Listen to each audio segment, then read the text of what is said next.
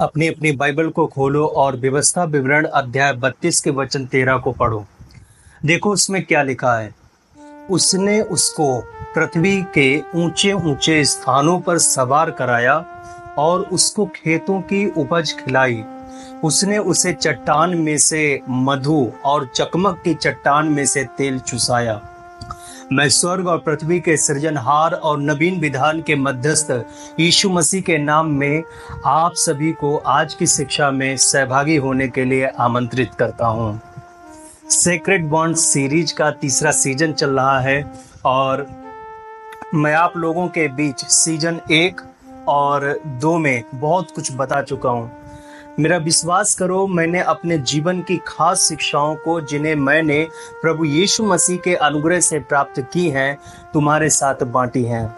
मैंने शिक्षा को हमारे शरीर से लेकर आत्मा तक शुरू किया था, क्योंकि हमें यह जानना जरूरी था कि वास्तव में प्रभु ने हमारे शरीर को अपना मंदिर क्यों कहा है। आपको पता है, ये कोई साधारण शब्द नहीं थे जिन्हें हम नजरअंदाज कर सकें। इसलिए मैंने शरीर के हर हिस्से को गहराई से खोल खोल कर शिक्षा दी है कि प्रभु ने उन पार्ट्स को वहां पर क्यों रखा है। जो लोग मेरे साथ बने रहे हैं उन्हें पता होगा कि इन शिक्षाओं से एक बात का कंफर्मेशन मिल जाता है कि हमारा पूरा शरीर भी एक भविष्यवाणी से कम नहीं है और यह कैसे परमेश्वर का मंदिर बन गया है। आप सभी इसको जानते होंगे। मैं चाहता हूं कि अगर आप बीच में इस शिक्षा को सुन रहे हो और आप हमारे चैनल पर नए हो तो कृपया सीजन 1 से स्टार्ट करें। प्रभु आपको आशीष देंगे और आपके सभी सवालों के जवाब अपने आप मिलते जाएंगे और शिक्षा आपको बोर नहीं करेगी। अगर आप आत्मा में जागे हुए हैं तो आप उसमें लुत्फ उठाएंगे। हालेलुया। आज मैं आप लोगों के बीच मसीह की श्रेष्ठता के बारे में टीचिंग दूंगा। मसीह यीशु की श्रेष्ठता में हमारी श्रेष्ठता छिपी हुई है और मैं दावे के साथ कह सकता हूं कि मसीह यीशु में हम सब श्रेष्ठ हैं। और इस श्रेष्ठता के बीच हम शत्रु को कैसे अपने पैरों के नीचे रख सकते हैं पूरी तरह सीखेंगे। मैं नहीं चाहता हूं कि आप किसी दुष्ट द्वारा सताए जाएं या कोई आपको अपने अधीन रखे। मैं आपको आज मुक्ति का मार्ग बताऊंगा और उस अधीनता का जुआ तोड़कर आप खुद उन्हें अपने पैरों के नीचे रख सकते हैं। हालेलुया। अब मैं आपको पिछला कुछ याद दिलाना चाहता हूं। आपको मैंने बताया था कि यीशु मसीह अपनी विशालता में उत्तम है। यीशु मसीह विशाल भूमि है जिसमें हम सब कुछ प्राप्त कर सकते हैं, यहां तक कि हम उसमें विश्राम पा सकते हैं। अब मेरा प्रश्न यह है कि कनान की भूमि जो कि यीशु मसीह का प्रतीक है, या निचली भूमि है या फिर ऊंची भूमि है।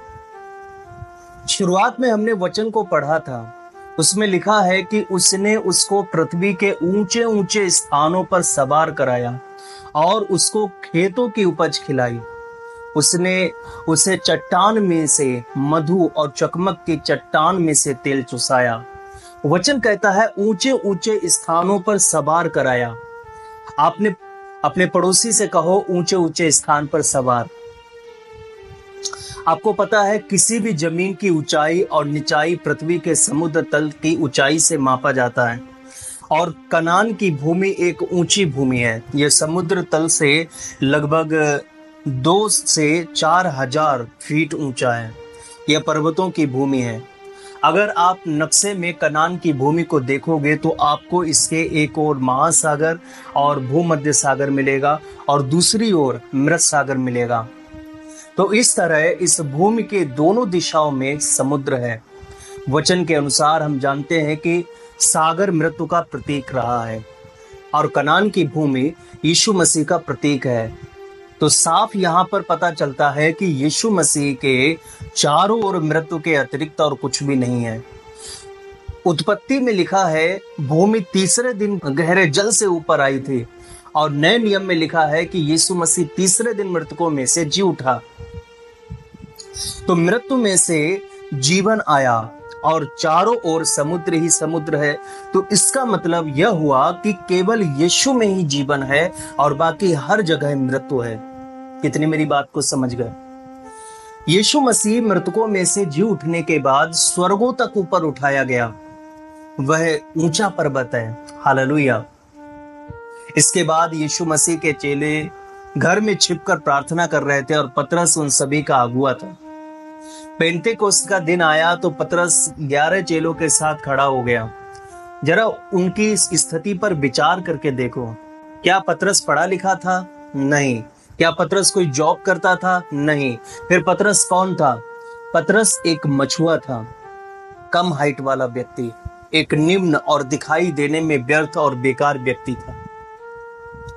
लेकिन आपको पता है, जब वह उस दिन 11 के साथ गवाही देने और यह घोषणा करने उठा कि यीशु मसीह का पुनरुत्थान हो गया है और वह स्वर्गारोहित हो चुके हैं, तो उस समय वह छोटा व्यक्ति इस पृथ्वी की सबसे ऊंची पदवी के लोगों में से सबसे ऊंचा व्यक्ति था।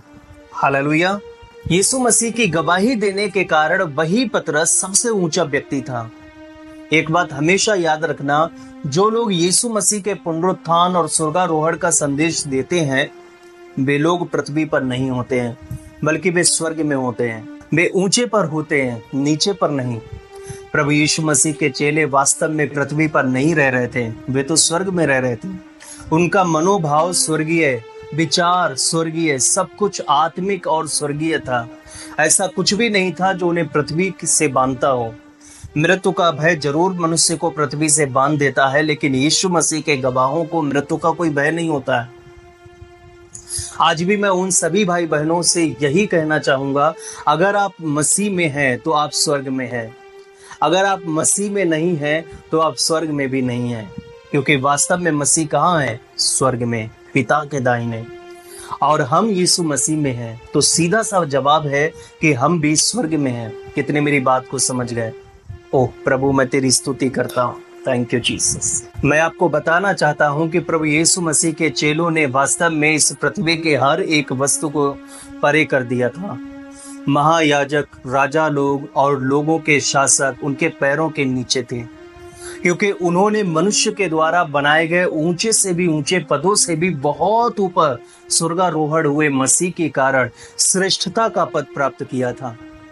क्योंकि वे पृथ्वी पर नहीं थे, वे उस स्वर्गारोहण हुए मसीह में थे, वे उसमें चल रहे थे। वे इसी ऊंची भूमि के इस ऊंचे पर्वत पर निवास कर रहे थे। प्रभु के संतों, ये सब अनुभव की बातें हैं। ये कोई कानों को प्रसन्न करने की बातें नहीं है, बल्कि इनका अनुभव होना ही हमारे लिए उत्तम जीवन है। अनुभव क्या है? अनुभव क्या होता है, इसके बारे में मैं एक पास्टर के बारे में आपको बताना चाहता हूँ, जिन्होंने अपनी एक किताब में अपने इस अनुभव के बारे में लिखा था। सन 1943 में प्रभु के एक दास विटनेस ली, प्रभु के काम करने के आरोप में जापानी मिलिट्री पुलिस ने उन्हें जेल में डाल दिया था। उस समय जापानी सेना ने चीन की एक खास भूमि के बड़े हिस्से को और उस नगर को जहां वे काम कर रहे थे अपने कब्जे में ले लिया था। उन्हें प्रतिदिन पेशी के लिए सुबह और शाम दोनों समय ले जाया जाता था। वे उन अधिकारियों के सामने खड़े हुआ करते थे। आप अनुमान नहीं लगा सकते हो कि वे किस भयंकर परिस्थिति से गुजर रहे थे, क्योंकि वो अधिकारियों के सामने उनको खड़ा होना पड़ता था, उनको जवाब देना पड़ता था। उनके पास और कोई रास्ता ही नहीं था, बस प्रभु ही उनके पास था। जेल में और कोई दूसरा काम भी नहीं था, वे दूसरा काम नहीं कर सकते थे, तो वे बस एक ही काम करते थे, वो है प्रार्थना। उन्होंने लिखा कि मैं जेल में होने के दौरान जितनी अधिक प्रार्थना करता था, उतना ही अधिक मैं खुद को स्वर्ग में पाता था। उन्होंने कहा, मैं बंदीगृह में नहीं था, मैं स्वर्ग में था। और फिर जब उन्हें अधिकारियों के सामने मुकदमे में लाया गया, तब उन्होंने स्वयं को ऊंचा अनुभव किया। मैं उनके नीचे नहीं था, मैं उनके ऊपर था। क्यों? क्योंकि मैं ऊंचे पर चढ़ाया गया था। जेल मेरे लिए कुछ नहीं थी, पर यीशु मसीह मेरे लिए सब कुछ था। आपको पता है, वहां के अधिकारी लोग उनमें कोई गलती नहीं पा सके। उन्हें लगता था कि पास्टर एक अंधविश्वासी व्यक्ति है, जैसा कि आज भी लोग बोलते हैं। इसलिए उन्हें फंसाने के लिए उन्हें जेल के बाहर बुलाया गया और उनसे एक प्रश्न पूछा, हमें बताओ कौन अधिक महत्वपूर्ण है, परमेश्वर या फिर देश? आपको पता है, ये एक बड़ी चाल थी उन्हें फंसाने के लिए, और ऐसे में उन्हें क्या उत्तर देना चाहिए, ये बहुत ही कठिन बात थी, क्योंकि ये कठिन सवाल था। अधिकारी बार बार उन्हें जल्दी जवाब देने के लिए जोर दे रहे थे। जितनी बार वो जल्दी शब्द कहते थे कि जल्दी बताओ, उतनी बार भी डर रहे थे। आपको पता है, यही वह घड़ी थी कि प्रभु को सम्मान देने के लिए और अपनी वास्तविक बात को उन्हें बताने के लिए यही वह समय था। उन्होंने उत्तर में कहा, मेरे लिए परमेश्वर का प्रथम स्थान है। तब वे बोले, ठीक है, आज तुम्हारी रोटी तुम्हें तुम्हारा परमेश्वर देगा। हम जेल में आगे से तुम्हें अब भोजन नहीं देंगे। पास्टर ने उन्हें देखा और फिर मुस्कुराकर अंदर जेल में चले गए।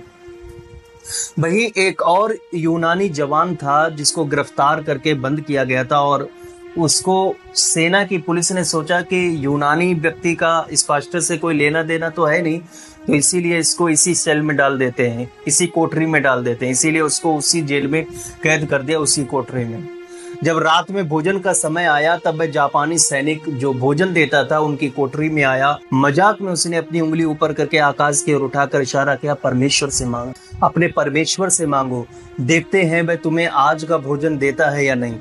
और उसने सिर्फ उस यूनानी व्यक्ति को रोटी दी और पास्टर को बिना रोटी दिए चला गया।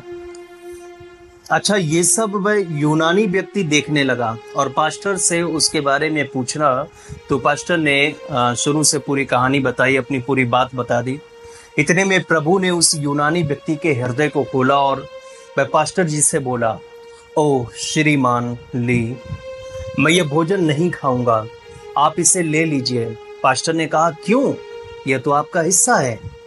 मैं बोला, आप मसीह के कारण दुख उठा रहे हैं, क्या मैं आपके दुख में हिस्सा नहीं बटा सकता? इस तरह उसने पास्टर को अपनी रोटी दी खाने के लिए और दूध दिया पीने के लिए।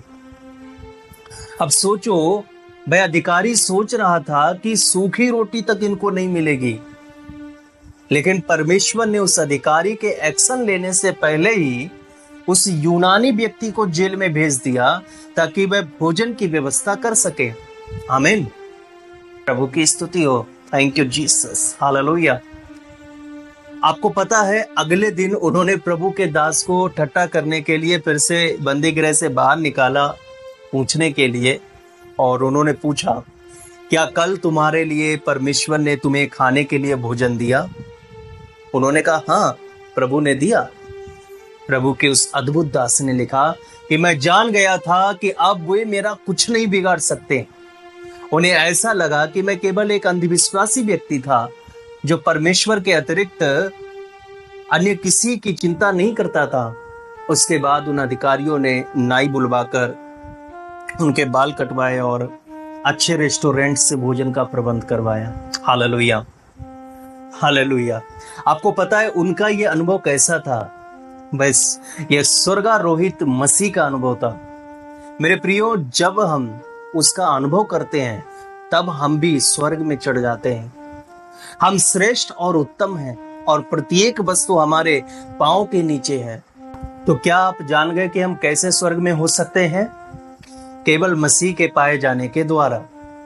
आपको याद होगा, मैंने हाल ही में दाखलता और डाली पर टीचिंग दी थी। उसमें मैंने बताया था कि आप फल तभी ला सकते हो जब आप यीशु मसीह को पूरा स्रोत मानोगे। तुम्हारे भोजन का पूरा स्रोत कौन है? यीशु। ऐसा कुछ भी ना रह जाए जो यीशु से संबंधित ना हो। याद रखना, कनान की भूमि के चारों दिशाओं में पानी है, मतलब और कोई रास्ता नहीं है, केवल यीशु ही स्रोत है और वही रास्ता है। देखो, किसी बात को जानना अलग बात है, लेकिन किसी बात का अनुभव करना सबसे उत्तम बात है। मैं चाहता हूं कि आप यीशु मसीह का प्रतिदिन अनुभव करें, रोजाना अनुभव करें उसका। अगर आपको किसी बात को लेकर चिंता है तो क्यों चिंता है? क्यों यीशु मसीह में प्रसन्न नहीं हो सकते? जब आप चिंता करके बैठ जाते हो तो उस वक्त आप वास्तव में यह कह रहे हो कि मेरे पास कोई आशा नहीं है, पता नहीं ये सब कैसे होगा, मैं इस स्थिति से कैसे निपट सकता हूँ, या किसी चिंता को लेकर बैठना, सोचना, ये सब आपको मसीह पर अविश्वास को बताती है। यह पूरा स्रोत पर आधारित नहीं है। आप अभी भी बहुत कच्चे हैं। आपको बहुत कुछ अनुभव करना है। एक बहुत महत्वपूर्ण बात है, जो चिंता कर रहा है उसके पास आज की रोटी भी है, आज के वस्त्र भी है और वह सब कुछ जो उसे जीवित रख सके, लेकिन वह फिर भी चिंता कर रहा है। मतलब उसे कल के विषय में यीशु मसीह पर भरोसा नहीं है। यीशु मसीह उसके लिए सीमित है और यही वह चीज है जो पुनरुत्थान का और स्वर्ग का अनुभव नहीं करने देगी। एक बार एक बहन ने कहा, मैं परेशानी में पड़ गई, ऐसा कोई कारण नहीं था जिसके फलस्वरूप मैं उस विपत्ति में फंसी, लेकिन फिर भी वह मेरे ऊपर आ पड़ी। मैं प्रभु के पास गई और प्रभु से प्रार्थना की, प्रभु इस परेशानी का क्या कारण है? प्रभु ने पता उसको क्या उत्तर दिया? यह कि तुम मेरे पुनरुत्थान के सामर्थ्य को जानने पाओ। उसने मुझे बताया कि उसने यीशु मसीह के पुनरुत्थान की सामर्थ्य को जाना भी और सीखा भी। उन दबावों के अंतर्गत, उन परेशानियों के नीचे, उन कठिनाइयों में दबे रहकर उसने मसीह के जी उठने की सशक्त सामर्थ्य के विषय में सीखा। कोई भी चीज उसे दबा या खिन्न नहीं कर सकी। उसने कहा, इनसे भी बड़ी समस्याएं मेरे पास बिना किसी कारण से आ गईं, तो प्रभु का उत्तर यही रहा कि मेरे पुनरुत्थान की सामर्थ्य को जानो। और वह उन समस्याओं से खुशी खुशी निकल गई। उसने मसीह पर पूरा भरोसा रखा और उन समस्याओं का अंत होने तक इंतजार किया। लेकिन आपको पता है, एक चीज मैंने उसकी इन बातों से सीखी और वह यह है कि जब कभी हमें लगे कि मुझ पर समस्या आई है, तो पहले तो हमें जांच करना है कि किन बातों के कारण ये समस्या आ सकती है। और जब आपको कोई गलती नजर आ जाए तो मसीह के सामने सरेंडर कर देना है और उन गलतियों के लिए प्रभु से माफी मांग लें और वह समस्या अपने आप चली जाएगी। लेकिन जब आप एक मसीही हैं और प्रभु में बने रहते हैं और फिर भी कोई समस्या आपके पास आती है जिसका आने का कोई कारण आपको नहीं पता है या आपको नहीं मिला, तो उसका एक ही मतलब है कि हम प्रभु के पुनरुत्थान की सामर्थ्य को जाने। आमीन, हालेलुया। कभी कभी आप सोचते हो कि मैं बहुत उदास हूं। आपको पता है इसका क्या मतलब है? इसका अर्थ है आप मृत्यु की शक्ति के अधीन हैं। जब कभी आप आत्मा में या हृदय में उदास अनुभव करते हैं, इसका अर्थ है कि आप मृत्यु की आशंका के अधीन हैं, आप अंधकार की शक्ति के अधीन हैं। प्रभु के प्यारे संतों, आपको सीखना चाहिए कि मसीह को, स्वर्गारोहित मसीह को अपनी परिस्थिति में कैसे लागू करें। आपको तुरंत प्रभु यीशु से संपर्क बनाना चाहिए और आपको इन परिस्थितियों का इनकार करना चाहिए। आपको बोलना होगा कि मैं किसी भी प्रकार की ऐसी परिस्थिति के लिए तैयार नहीं हूं जो मुझे उदास करे। मैं उदास होने के लिए अपनी सहमति नहीं दूंगा। विश्वास करें, इस तरह उदासी को इनकार करने से तुरंत आपको महसूस होगा कि आप उदासी से मुक्त हो गए हो। आपको अंगीकार करना है कि मेरे पास स्वर्गारोहित मसीह है, मैं स्वर्गारोहित मसीह में हूं। हालेलुया। जब जब आप उदास महसूस करते हैं तो वास्तव में आप प्रभु यीशु मसीह को भूल जाते हैं। इसलिए सावधान रहो, उसका बार बार इनकार करना बंद करो। कई बार लोग मेरे पास अपने मन में परेशानियां लेकर आते हैं। एक बार एक भाई ऐसी स्थिति में मेरे पास आया और कुछ देर तक उससे बात करने के पश्चात मैंने उससे कहा, भाई आइए हम घुटने टेके और प्रार्थना करें। उसने कहा, भाई मैं प्रार्थना नहीं कर सकता हूँ, मेरा मन परेशानी से भरा हुआ है, आप प्रार्थना कर दें। आपको पता है, जो व्यक्ति उदास हो जाते हैं उनसे प्रार्थना करवाना बहुत कठिन हो जाता है। और ऐसे व्यक्ति को अगर आप देर तक सुनते रहोगे तो थोड़ी देर में आप खुद भूल जाओगे कि हमें प्रार्थना करना चाहिए। आप भी कहने लगोगे कि भाई इसके बारे में तो मुझे भी नहीं पता है कि हमें क्या करना चाहिए, जबकि उत्तर है प्रार्थना करना। इसलिए जब कोई आपके पास अपनी परेशानी को लेकर आए तो उसको बताओ कि मसीह के बिना और कोई मार्ग नहीं है, केवल यीशु है। और उस भाई के लिए, उस बहन के लिए प्रार्थना करो और कहो कि प्रभु तू यहाँ है, मैं इस प्रकार की परिस्थितियों से सहमत नहीं हूं। शत्रु को बांध दे, बलवंत को बांध दे, इस भाई को स्वतंत्र कर दे, इस भाई को रिहा कर दे। ऐसे शब्दों के साथ प्रार्थना करो। मेरे प्रियो, हमें संघर्ष करने वाली प्रार्थना करने की आवश्यकता है। हमें लड़ना पड़ेगा। जब कभी आप इस प्रकार की प्रार्थना स्वर्गारोहित मसीह से संपर्क स्थापित करने के लिए करेंगे, तब आप दूसरों की आत्माओं को स्वतंत्र करेंगे। आमीन, हालेलुया। प्रभु मैं तेरी स्तुति करता हूँ।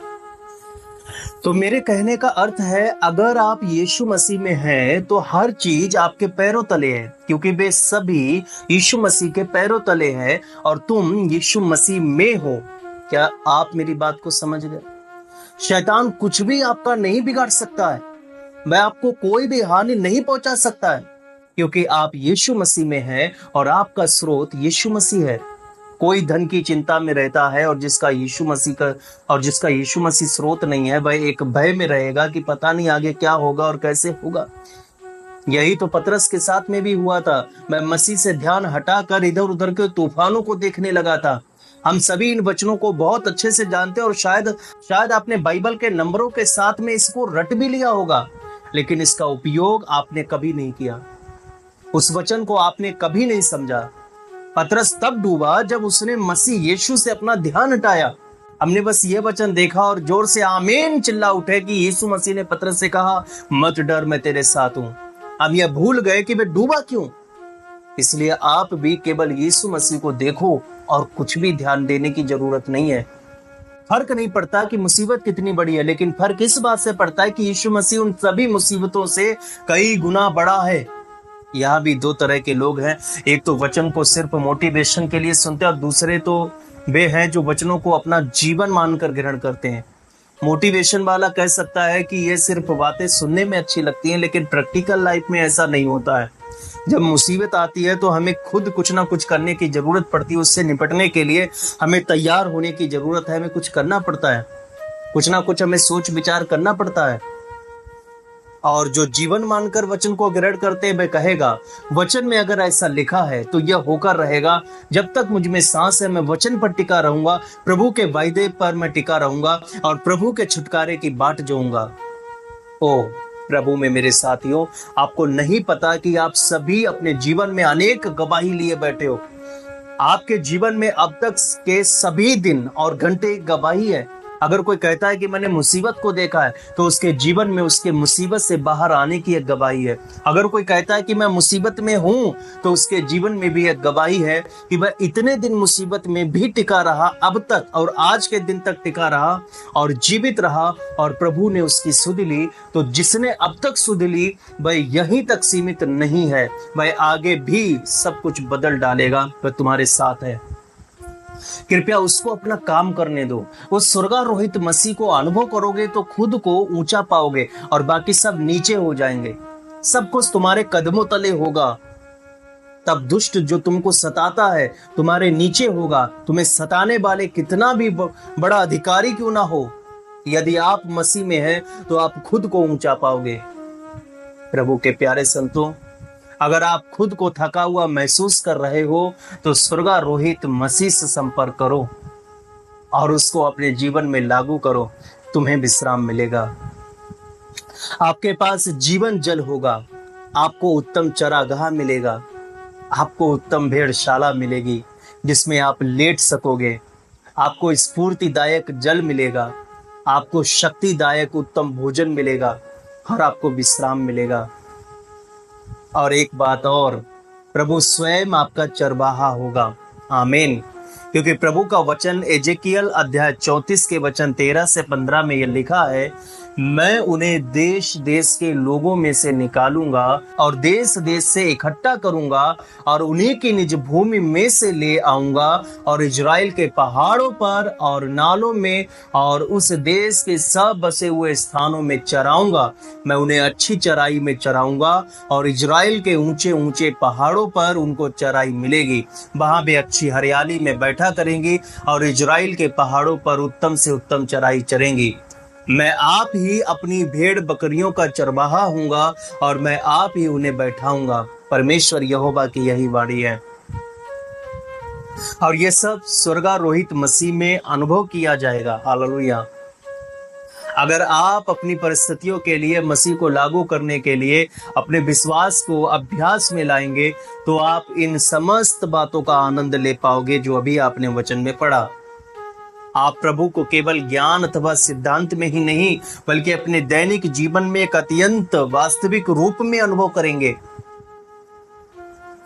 आपको पता है, कई बार लोग प्रश्न पूछते हैं कि मसीह की सेवा करना सरल है या कठिन। तो मेरा यही जवाब रहता है कि ये सब इस बात पर निर्भर करता है कि आप प्रभु की सेवा अपने आप में कर रहे हो या मसीह में होकर कर रहे हो। अगर आप प्रभु की सेवा अपने आप में कर रहे हो, अपनी सामर्थ्य में कर रहे हो, तो यह बहुत कठिन है। और अगर आप मसीह को अपना बल बनाकर सेवा करते हो तो यह अत्यंत सरल है। एक बात हमेशा याद रखना, मसीह में आपके कार्य का परिश्रम भी आपके लिए आराम का बिस्तर है। प्रभु के लिए आप जितना अधिक परिश्रम करेंगे उतना ही अधिक आप प्रभु के विश्राम का आनंद उठाएंगे। तो मेरे प्रियो, मुझे बताओ कि आपने आज के वचनों से क्या सीखा है। आज की टीचिंग में बस इतना ही। अगर प्रभु ने आपसे आज वचनों के द्वारा बातें की हैं तो आओ हम उसको धन्यवाद दें और उन बातों को अपने जीवन में लागू करने के लिए प्रभु से सहयोग मांगे।